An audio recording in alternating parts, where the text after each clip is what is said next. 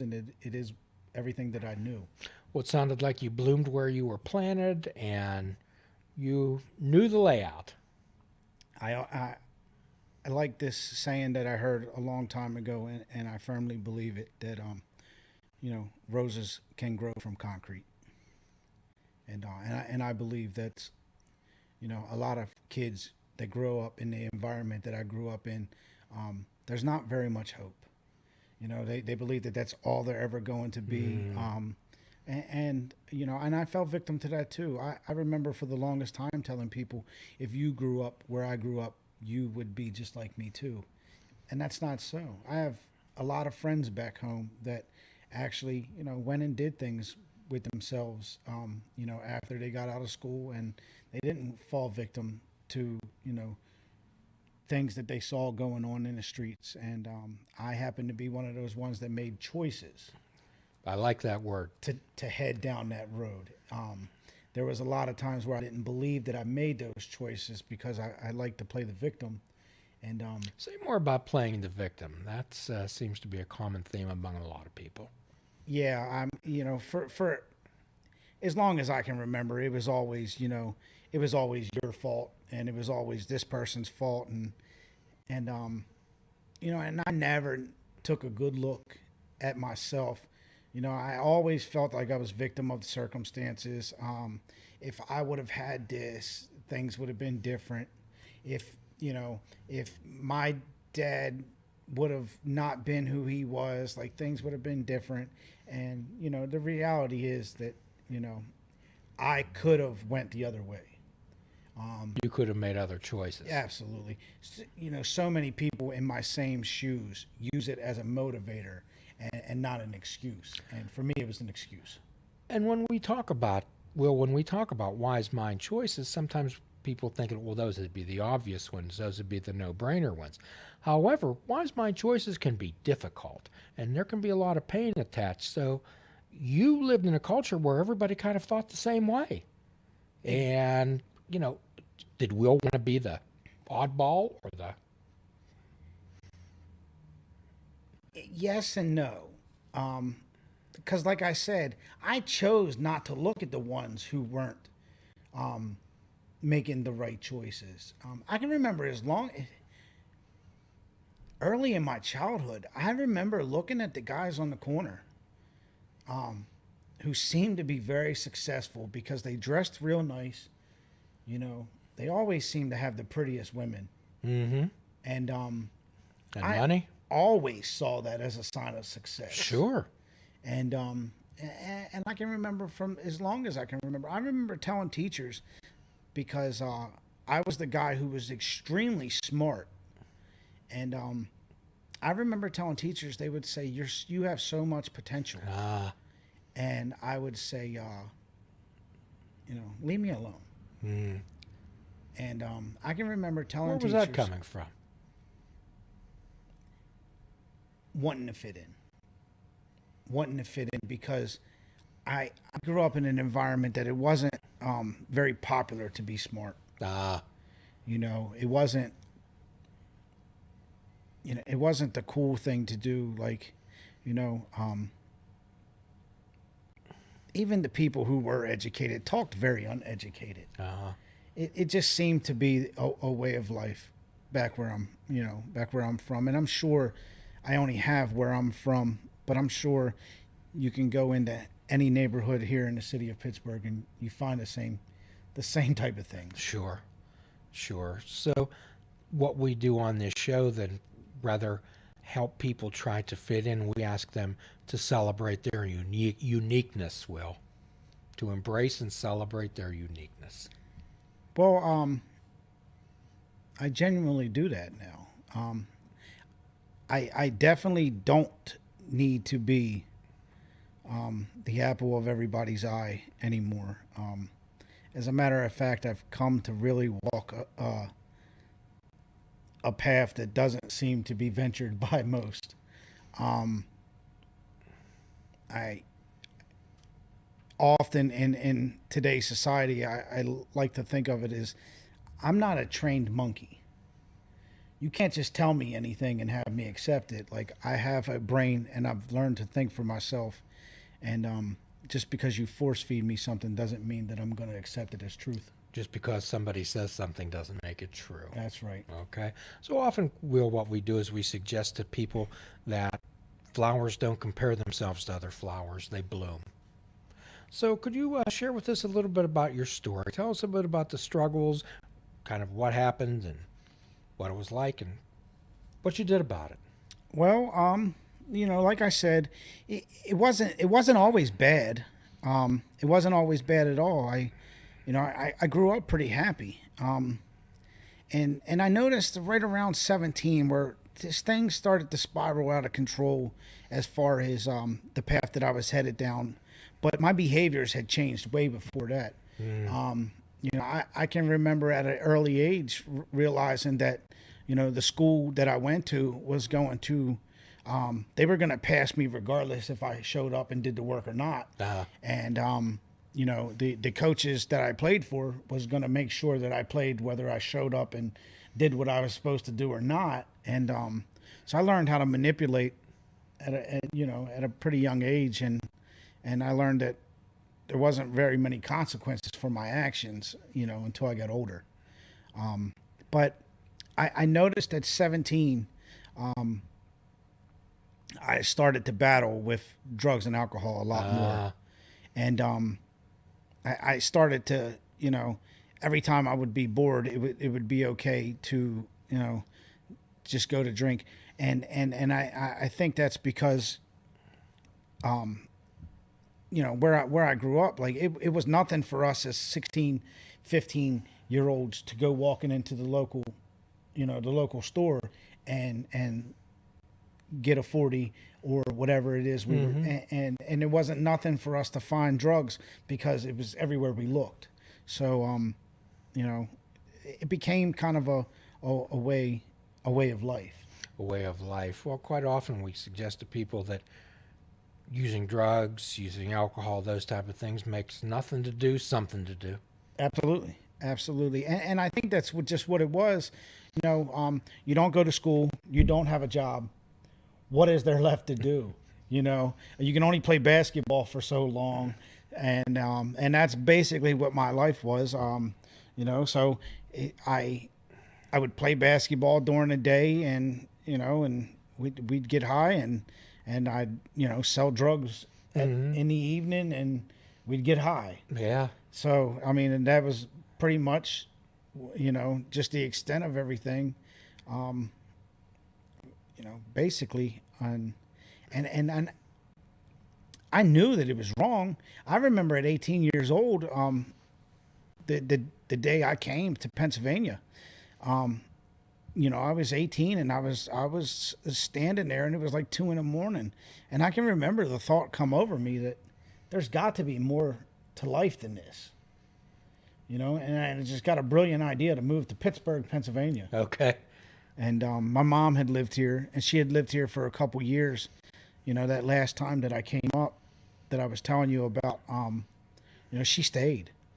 And so I knew she was here. And I just think I wanted to run. I wanted to run to get away from me. Get away from me. And it had nothing to do with Baltimore. I thought it did. I thought it had everything to do with Baltimore.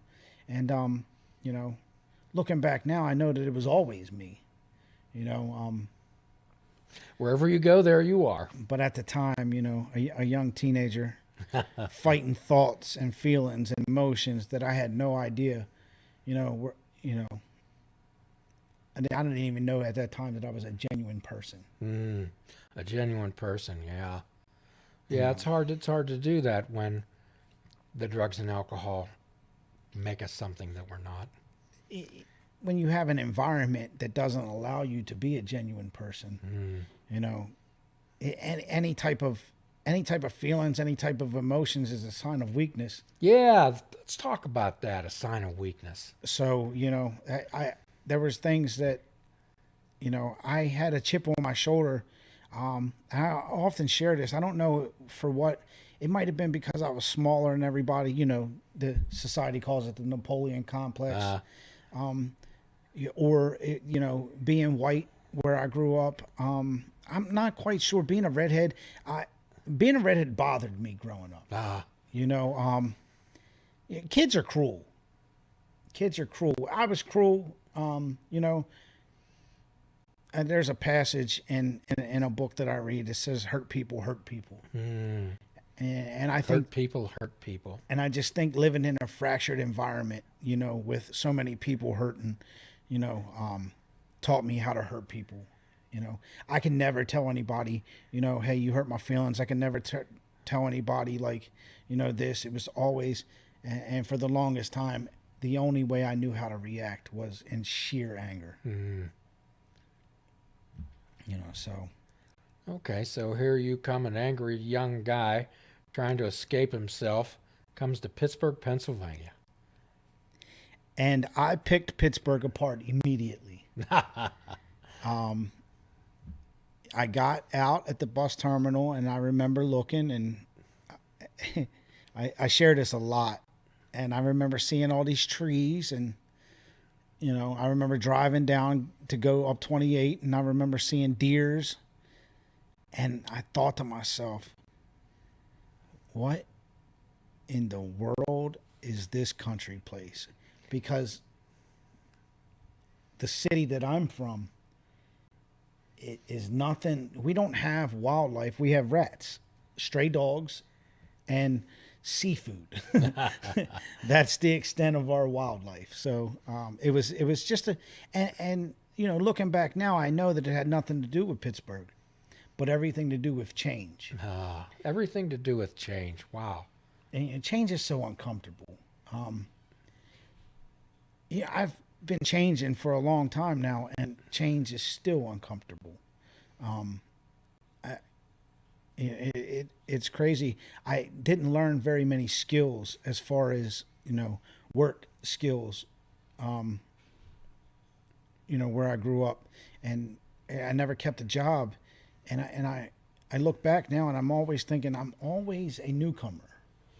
You know, because I've journeyed into this professional field, and I'm always trying to get further ahead in life, and you know, move along. So I'm always starting new somewhere, because I'm, you know, since the time I decided to change my life, it's always been about, okay, well, how can I move forward? How can I advance? And so I've never sat somewhere too long, you know, since I changed. And so everything's always a new learning experience. Well, we always talk about every stage of a person's life requires a new individual, and some people are unable to grasp that concept. So it sounds like before you had these clarity moments, there was some bumps in the road, Mr. Will. There absolutely was many, you know, bumps in the road. You know, I always talk about this. My oldest son is 21 years old, and if my memory serves me right, I've known you the better part of that 21 years. And I could be, it's kind of jumbled together, but I first tried to change my life in 1997. Right before he was born, because I knew I had a son. Something had to change, and So it sounds like you had taken a hostage or two along the way, and their poor mother. I don't know if hostage does her any justice. You know, that poor woman endured a monster. She didn't even endure a man. She endured a monster. And I think about that all the time. You know, we had a conversation, you know, the other day, and she said, I made a statement that I will live the rest of my life trying to prove to you that I'm sorry. And she said, I already know you're sorry. I don't need you to do that. I just need you to be my friend. And I said, I'm not doing it for you. And that's how I think about things. I'm not doing it for you. I'm doing it for me. And I know that if I think in my mind, if I ever lose the mindset that I have to, I have to prove to myself every day that I'm sorry, I'll forget, and I'll start doing things that suggest that I'm not sorry. You know, sorry is an action word, Jim. You know, it's nothing in today's society to say, "Oh, I'm sorry," and then to turn around and do it an hour later. You know, I'm sorry. How many times can you say sorry before? Well, one of the things we often would say, "Hey, I'm sorry. What's the big deal? I told you I was sorry." Right. How many times did you say that? How many times did you promise people? I have no idea. None whatsoever. You know, I can tell you this. I didn't tell that woman I was sorry for probably 4 years. And by the time I did tell her sorry, we had built a pretty good relationship, and it was Christmas Eve. So I figured I might get her better, you know, her better side. She might not tell me where I can stick my sorry. And, you know, that thinking didn't really come into play, but, you know, I didn't get that side of her. She told me, you know, she asked me what I was saying I was sorry for. And when I told her everything, she said, "Oh, I know." Well, it sounds like you weren't a member of the Golden Rule Club either during these particular years. And there's many people out there, Will, who struggle with a whole lot of. And when we talk about addiction, it can be to anything. Okay, so in mine and yours particular case, it was drugs and alcohol that dominated our lives. Right. Could you share with a little bit of the people about that? We don't want to dive into all the horror stories. However, to qualify yourself just a bit. Well, like I said, you know, it started out pretty much drinking, and you know, I smoked weed. I smoked weed up until the day I decided to change my life. Through all the other trials and tribulations that I ever tried, weed was my mainstay. I remember when, you know, I decided to change. You know, there's always a question like, you know what I mean? Do you think that, you know, you can continue this in our world? It's called reservations, you know, and I remember saying, you know, if I don't know how I would handle something happen to one of my children, or you know, if they ever legalize marijuana, I might be up a creek. And you know, here we are. I don't know if it's 100% legal, but I'm pretty sure at this point it might as well be Close. legal if it isn't. So, you know, and I have no desire to journey down that rabbit hole. So, Okay. So when I talk to people outside of this arena and share my story with them, I just generally tell them to assume that I was altered most of the time. yes, yes. It's funny because I tell, you know, I tell these stories where, you know, the jobs that I would get that I would hold for a little while, you know, whenever I was high, like everybody just assumed that was me. It was when I wasn't high that everybody was like, "Dude, what is wrong with you?"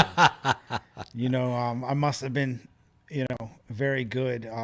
You know, speaking of my children's mother, who's, you know, never had battles with drugs and alcohol whatsoever, except for, you know, watching me during that time, and you know, she would get tired of dealing with me, and she'd be the one working and come home and hand me her hard-earned money and tell me, if you know, if you don't go get something and get out of my hair, so to speak, you're driving me crazy. So you were miserable when you were on what we call enforced sobriety. No, I was a bouquet of roses, Jim, at all times. You know, but eventually, you know, it led into harder drugs, and that's when, you know, it had started before. Me and her was having a lot of problems. Man, she was tired of the way that she was being treated, and we were just having a lot of problems. And I was looking for excuses to not be in the house. Looking back now, I believe a lot of that had to do with my son being born and not having a father and not understanding how to be a dad, and the fear that overwhelmed me. And I didn't know it at the time, because you couldn't even tell me I was scared of anything, let alone, life. And, that fear of being a dad to him, and like, what kind of a role model I was going to, paralyzed me. And so I searched for reasons to get out of there, and eventually, like I said, it journeyed to pain pills, and then, cocaine became a real problem in my life, and it went on to heroin, and heroin didn't stick around too much because it scared the living daylights out of me. But the pain pills that I was doing were harder than heroin. I just didn't know it because at least it's not heroin. Well, you justified that. Right. Mind, So those were the things that I told myself. But needless to say, my life had gotten just as bad as anybody else doing anything that comes down. Well, I think this is this is a good point to tell people out there, because when we get trapped in that cycle of addiction, we deal with guilt, remorse, and shame every single day. And other people out there are thinking, well, they can stop if they want to. They're worthless. But they don't understand that horrible nightmare of existence. Jim, I think from my own personal experiences, it doesn't matter what we do. It's all over feelings. It's all over emotions. It's all over inadequacy. It's all over low self-esteem. Anytime we consistently make bad choices and try to avoid life, it's been my experience that it's always about feelings, and it's never about a certain substance. We just gravitate to certain substances that might, make us feel a certain way, to the point where it takes over, to the point where we say that that's our one thing, but it's really just the one that's got a hold of us. Well, what we do is, when I go to speak I speak at a lot of rehabs, and what I tell people is, I said, the drugs and alcohol, whatever, they're symptoms. Okay, so what we try to do is try to find out what drives behavior. What drives that behavior? It's like getting rid of drugs and alcohol are like blowing smoke out the first floor window when the basement's on fire. Okay? And we often say, oh, gee, if Johnny would just stop drinking, oh my gosh, Harvard's awaiting him. Or if Mary would just stop using drugs, she'll be the queen of industry. That's not true. Well, I think the problem for a lot of people like me and you, Jim, is there's always one exception. There's always one exception. There is always that guy who has his bouts with crack cocaine, and he quits that and he drinks, and he's not really that bad of a drinker. And all of a sudden, people like me and you see that, and we're like, oh, well, we can be him. And, chances are we're not him. Chances are we're me and you. And I think that gets a lot of people caught up, and it gets a lot of people to not try, a different way of life. And so what we're hoping to do tonight, Will, is there's maybe people that listen to this podcast, maybe listening right now, that are saying, man, I wish I could stop. Because I'll tell you what, Will, every day I said to myself, I'm not using today. At one point during the day, I'm not using today.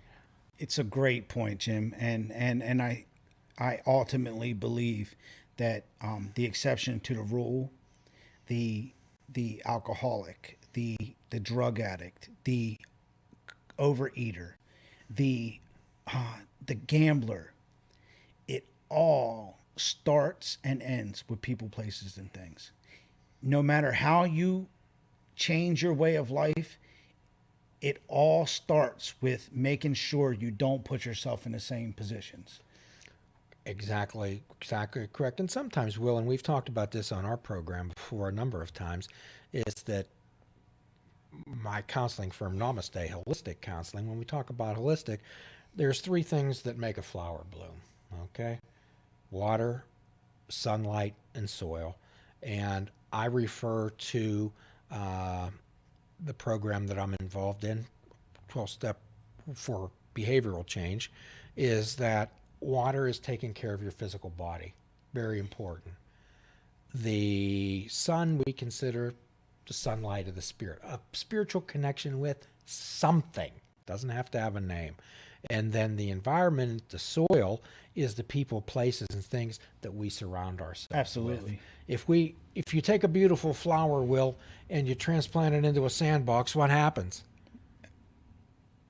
Well, it's not going to bloom. Mm-hmm.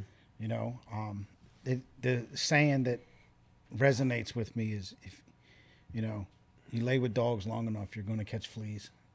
And that I've heard the barbershop one, Sure. but given my certain circumstances, the barbershop one doesn't resonate with me since I've been having to shave my own bald head for the better part of 20 years now. But the one that says, if you lay down with dogs, you're bound to catch fleas, that one resonates with me. Well, sometimes people can't see that. There's a saying that we use, and saying that you can't read the label when you're inside the bottle. Okay, that goes for drug and alcohol addiction. That goes for anxiety and depression, and particularly relationships. It's hard to see the big picture when you're part of the frame. Yes, yeah, it is. And that was me for the longest time. For the longest time, it was, it was hard to see the big picture. But I believe in my heart, Jim, I always wanted to be the dad that my dad never was. And, and I think the turning point in my life was, getting arrested for selling drugs and knowing that I was going to have to tell them little people goodbye. For some reason,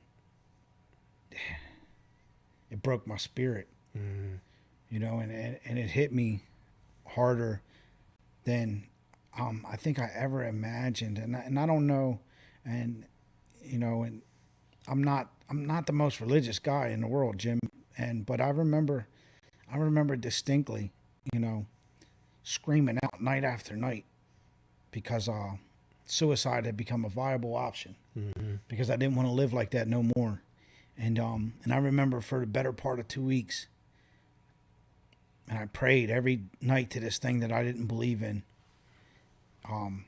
And I was asking for help, and it was like, even if you got to take my life, because I tried, and I don't really have the kahunas to go through with this. Yeah.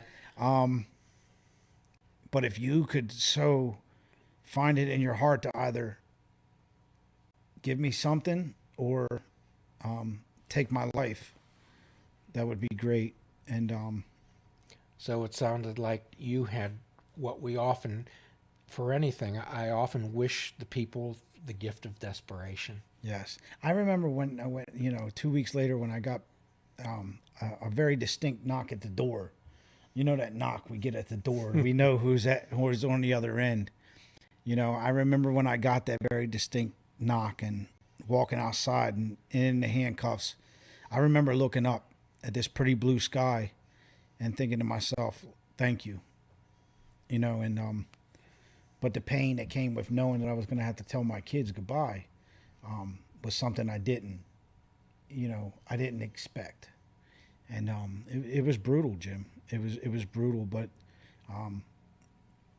I remember telling my son, like, I'll never tell you goodbye again.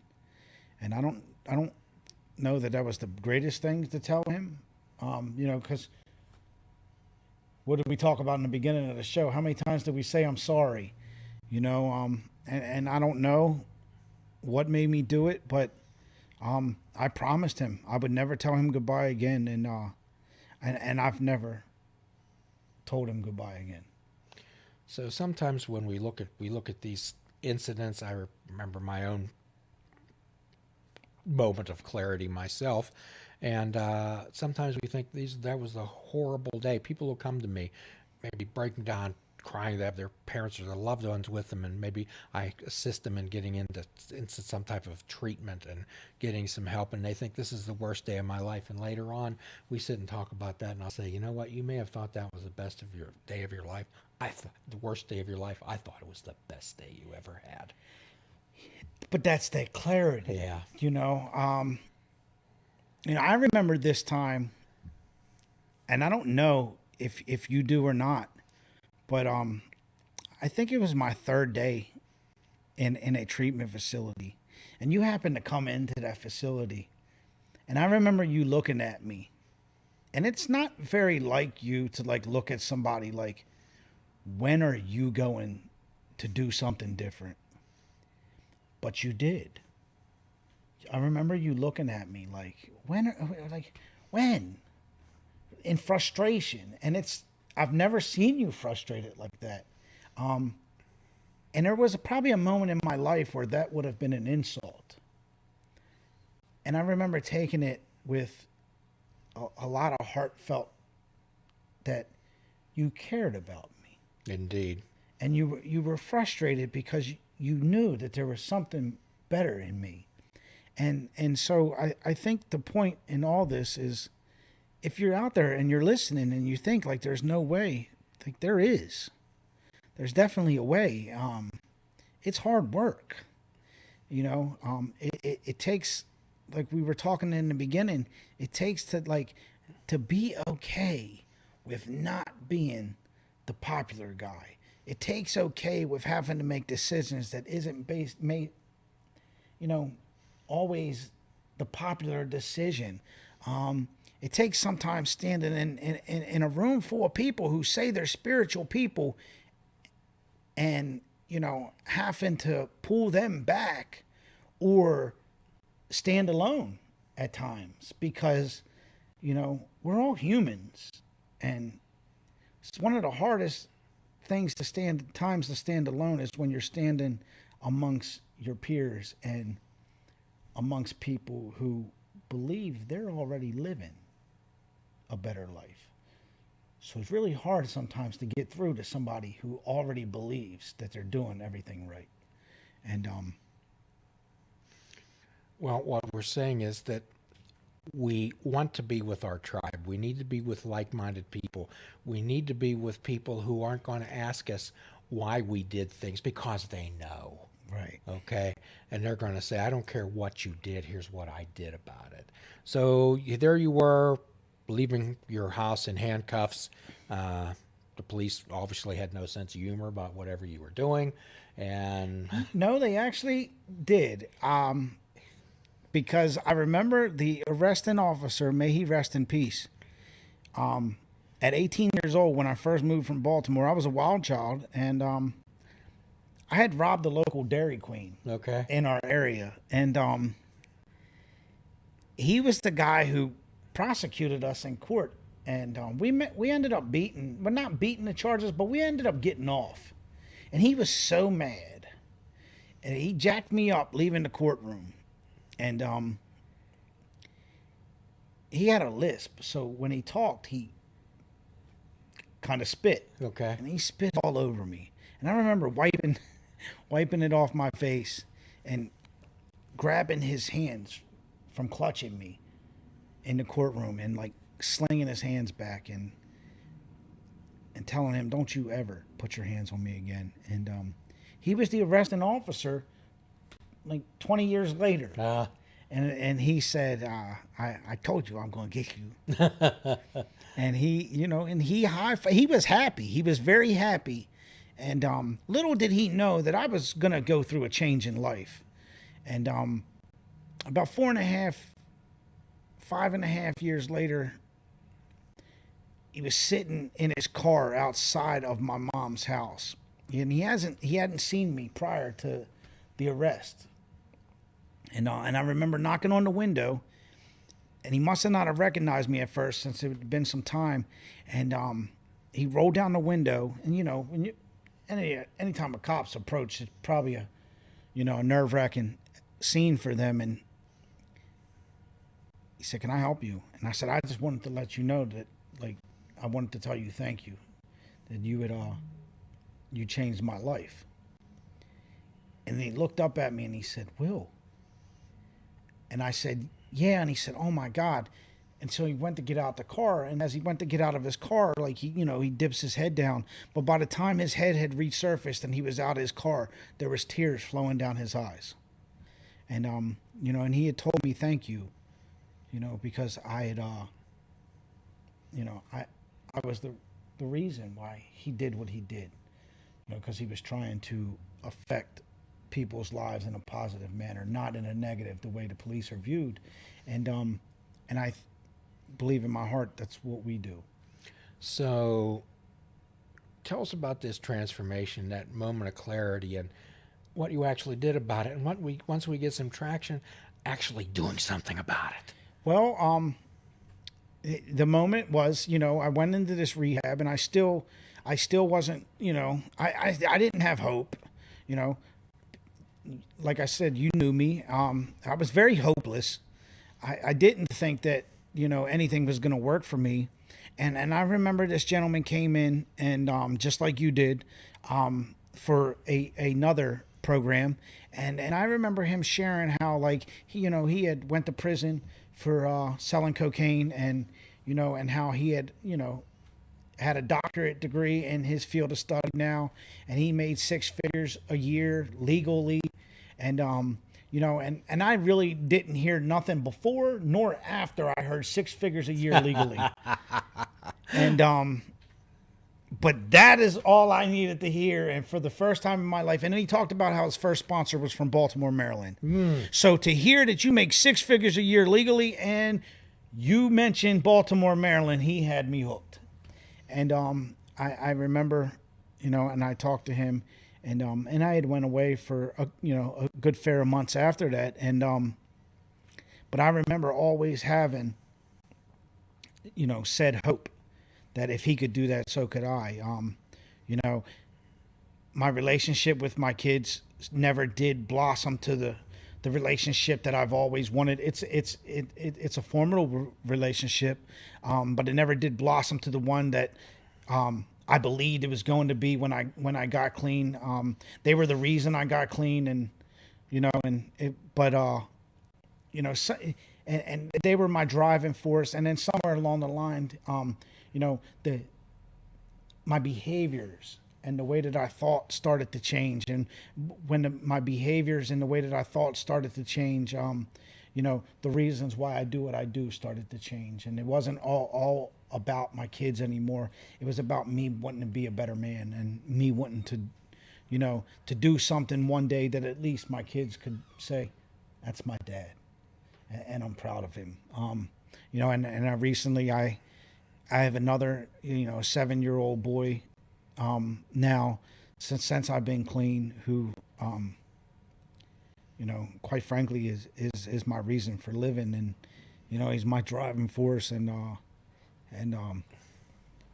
didn't know on a live podcast you could get me to get choked up. But you managed, like, whenever I speak about him and my kids and, what they mean to me.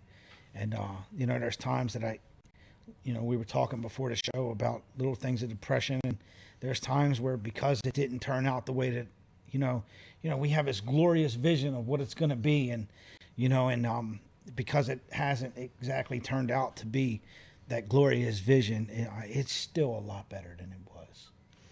So when I give talks, I talk about the 12-step program. That's all about behavioral change. Absolutely. All about behavioral change. It's all about you. It's all about digesting large chunks of truth about yourself. Well, I need to learn about myself. And that's what that was dedicated to. And that's, what I found out, was that I need to look at all parts of me And we're real good at talking about how I'm a very, I have a sense of humor, and we're real good at talking about our assets. But real change comes from looking at our liabilities, and real change comes from a very strong self-acceptance of who we are, and a lot of that is diagnosing the ugly side that is scary to look at. And but I found out at a very early time in my recovery that it was imperative that I look at that ugly side for what it was worth. And if I didn't accept that ugly side of me, then I was never going to be able to work on it. And so there was the things that I did. Yeah, I can honestly tell you, I truly believe that putting the drugs down was the easy part.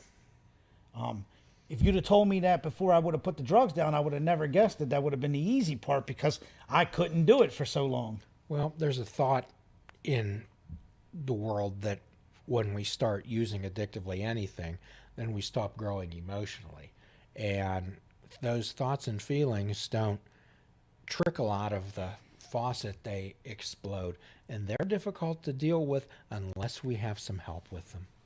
You remember the Ghostbusters movie? Sure. Do you remember when he cracked the safe and the one ghost had trouble getting out of it? But as he got out, it cracked the safe a little bit more. So then two ghosts wiggled out of it. And as they wiggled out, the crack got a little bit bigger. By the time it was all said and done, the ghost was just flooding through the hole. That's my emotions when I got clean. One would pop up and it would be so overwhelming. And then all of a sudden here comes another one. And then before you know it, I have so many coming at me at one point in time that, thank God for them saints that work in them treatment facilities, because sometimes the bears that they deal with, during them first periods of recovery, and I say this, if you're listening, I don't say this to scare you, but to hopefully give you some hope that I was able to get through that. But I don't think them scary ghosts went away for the first year. Mm-hmm.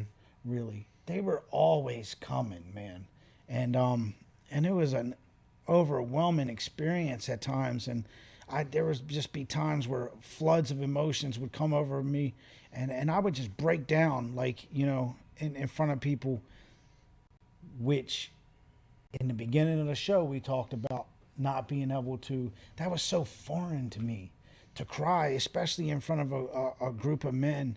I remember being in this facility for people of the locked away, environment. And I remember sharing how I was molested as a kid, and I didn't plan on sharing that. You know what I mean? I definitely didn't plan on sharing it in the environment in which that I was sharing it in. And, but it was a flood of emotion that I had suppressed for so long as a child that, and growing up, almost as to forget that it happened, that, it came out without my approval. Yeah. And I remember standing around staring and looking at everybody and saying, I don't know if this was the right place for that to come out. And what I found out, Jim, was I had about 6 tough guys. And I remember this like it was yesterday. I had about 6 tough guys that didn't come up to me all at once. They came up to me privately. But, I've never forgot those 6 tough guys. But every last one of them came up to me and they all said, me too. And I think in the recovery field, I think it's more common theme for men to have those experiences than they'd like to admit. A lot of our issues are sometimes directly related to past traumas, Will. Oh, yes. But, but that was the big thing for me, Jim. It was learning how to deal with these emotions.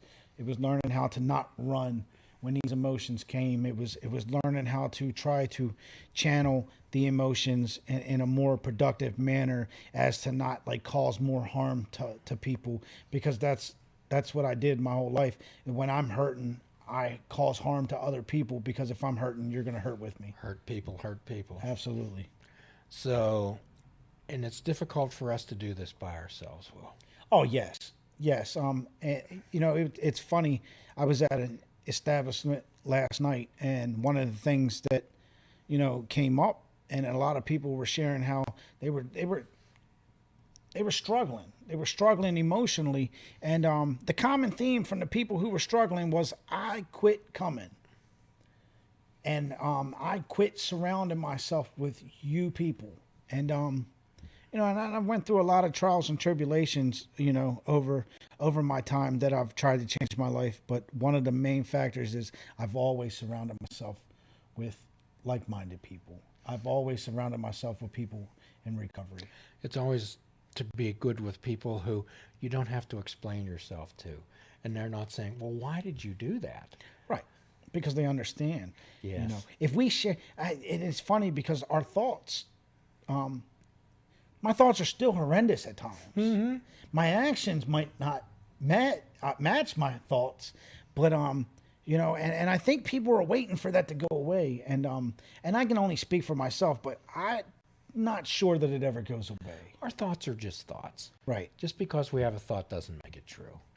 And this frightens people and it scares them, but we have to understand that we still have that addictive part of ourselves.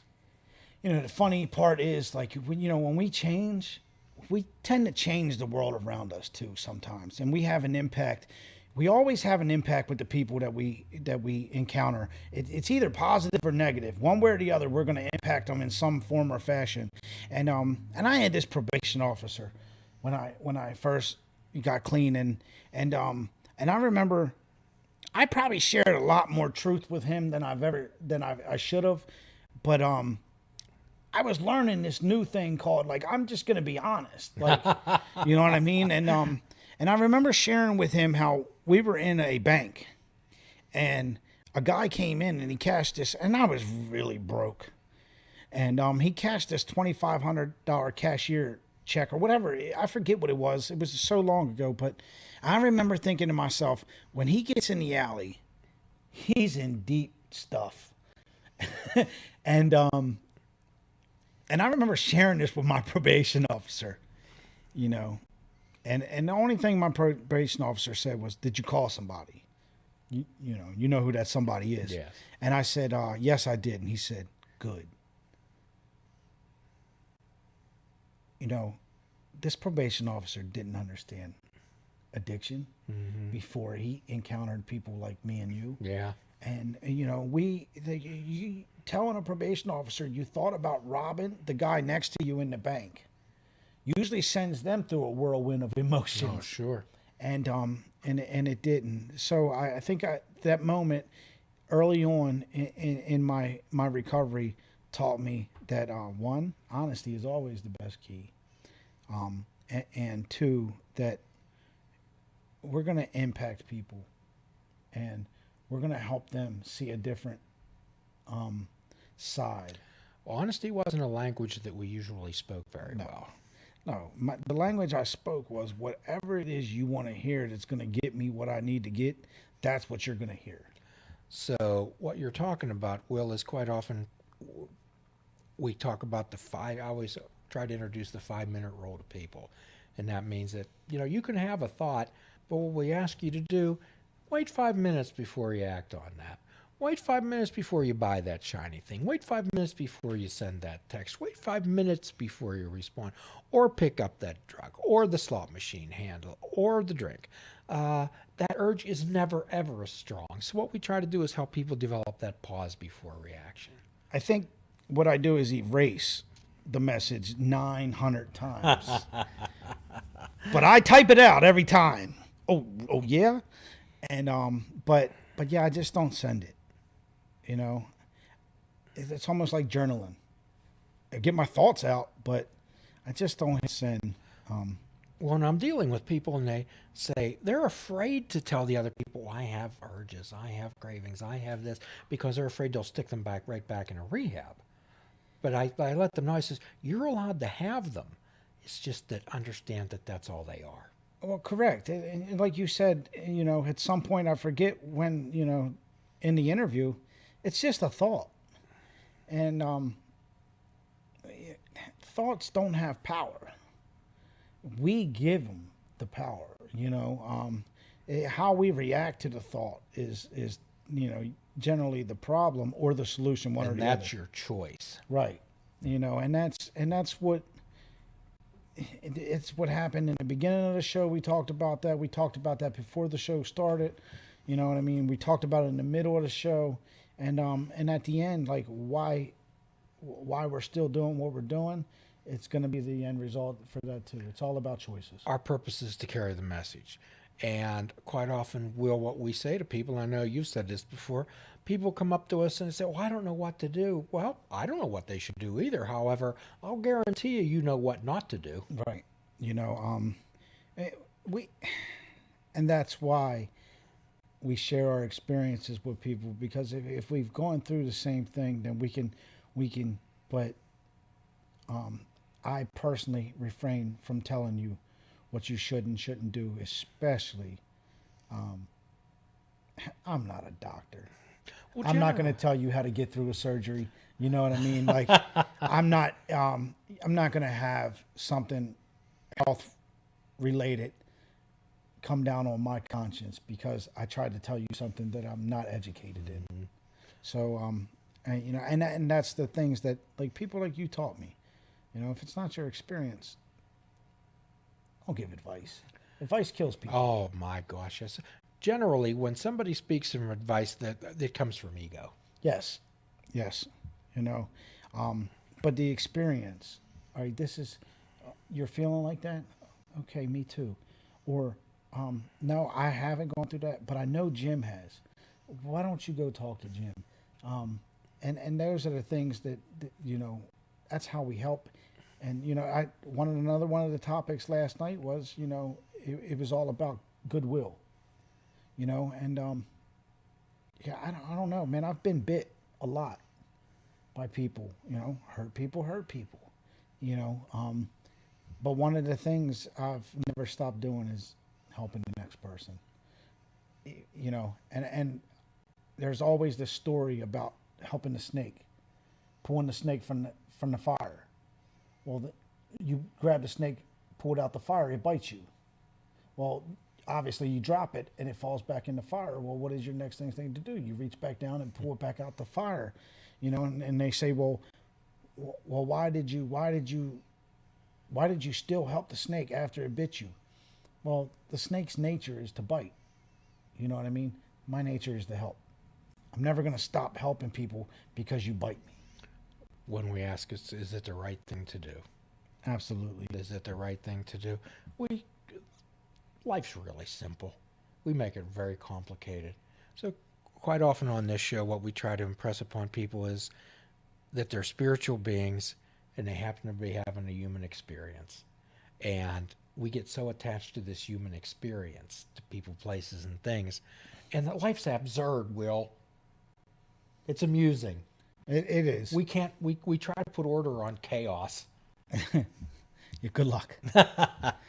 Good luck. So tell us about your life today. Tell us about the action and effort that you put into it, that behavioral change that you had. So tell us about your life today. Well, it's nothing special. It's far more than I ever would have bargained for. It's still the same. And that's a blessing. I think that, for me, like, I'm glad that I don't feel like I have catapulted, you know what I mean, to something different, because it keeps me grounded and it keeps me where I know that I need to be. Yes, I've done things with my life that I didn't think was ever possible. But I don't really like talking about them. Mm-hmm. And I don't like really drawing too much attention to the things that I do outside of the realm of helping others achieve a better way of life. Sure. Well, are you worried when the phone rings? No. Are you worried when there's a knock at the door? No. Okay.